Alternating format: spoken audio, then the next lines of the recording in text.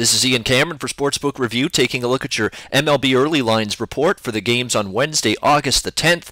Let's get right to it. Let's start with Cincinnati taking on St. Louis in this Wednesday matchup.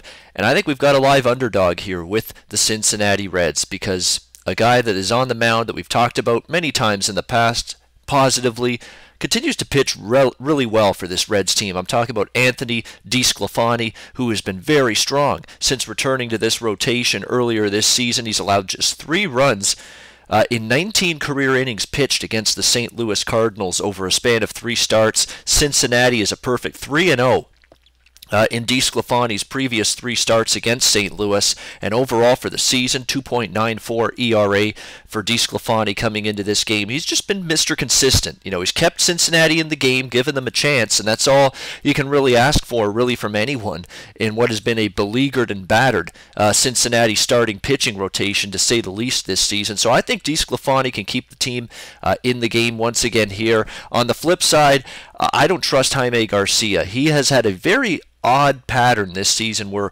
following a game where he pitches very well, he doesn't follow it up with another quality outing. We've seen this time and time again from him. He had a great outing last time out against Atlanta, shutout baseball in 8 innings against the Braves, 1 walk, 11 strikeouts, phenomenal numbers.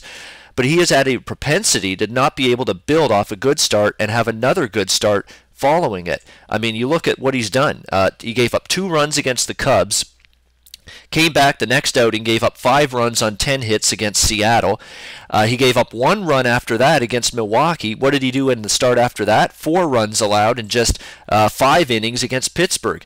He had a start against San Diego where he gave up just 1 run in 5.2 innings. What did he do after that?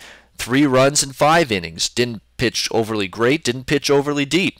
You know, he had a good outing, a bad outing against Miami, 6 runs in 3.1 innings, and then had that good outing against Atlanta. So he's basically been good, bad, good, bad, good, bad most of the season, Jaime Garcia. Well, if you follow the pattern, you would think maybe it'll be bad Jaime Garcia in this outing. And don't forget, he faced Cincinnati earlier this season back in June, and they crushed him. 5 runs, 13 hits, and just 4.2 innings for this Reds lineup against Garcia back on June 8th. So I think it's an edge for Cincinnati a little bit from a starting pitching perspective. Now, this disaster dumpster fire of a bullpen of theirs, which we saw on full display on Monday night when they blew that game in the 9th inning, it does concern me.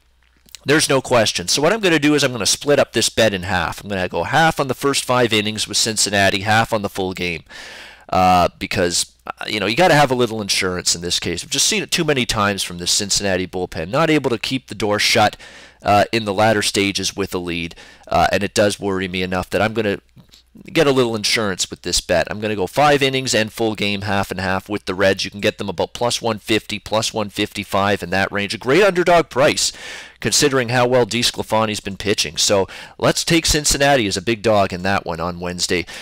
Briefly, I'm going to make this a shorter video. A couple other leans that I have. Samardzija continues to struggle for the Giants. I'd lean over in Miami in that game against San Francisco on Wednesday. I'd lean to the Phillies as another live dog, which could have some bite on the Wednesday card. Kazmir didn't have a great outing last time against the Red Sox. Hellickson, you know, for the most part, has been solid for the Phillies. Pitching well enough that I'm interested at a plus 160, plus 170 price with the Phillies, so I'll lean to them there. Lean to the over with San Diego, Pittsburgh, Jackson against Vogelsong. Again, I'm not sold on Vogelsong being a long-term answer in this rotation. Edwin Jackson, I think the shoe is going to drop on him pretty soon, so I think maybe may see some runs in that game. Lean over the total Padres and Pirates on Wednesday. Baltimore, Oakland too. I mean, maybe take a shot with Oakland, because that's a minus 140 on the road with Gallardo, how erratic he's been.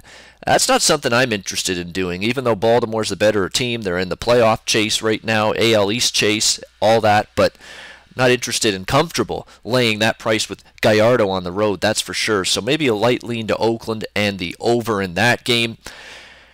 It's not easy to go against Felix Hernandez, but it's not like Felix Hernandez has been unhittable. He has been a little bit susceptible at times. Don't look no further. He gave up a 3-run home run last time out against the Angels in the first inning. He did settle down after that, but Justin Verlander's been great for the Detroit Tigers, continues to pitch well. Maybe a lean to the Tigers there, near even money against Seattle as well for the Wednesday card. That's about it. That's going to wrap things up. That's about the game. Those are the games that interested me. That's your MLB early lines report for the games on Wednesday, August 10th. I'm sports handicapper Ian Cameron for Sportsbook Review, and until next time, enjoy the games. Go to SBRodds.com. Browse, compare, and shop live odds available at top online sportsbooks.